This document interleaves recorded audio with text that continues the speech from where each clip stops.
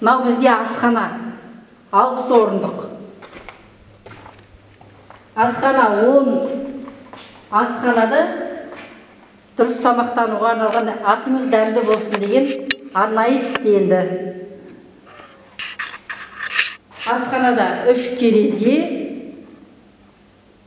5 терезе,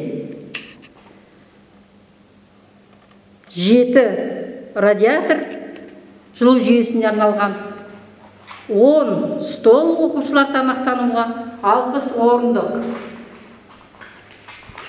Бұл бізде асхана бөлмесі. Ал мына жақта тамақ орнына арналған бөлме. Мынау аспаз бұрышы бізде.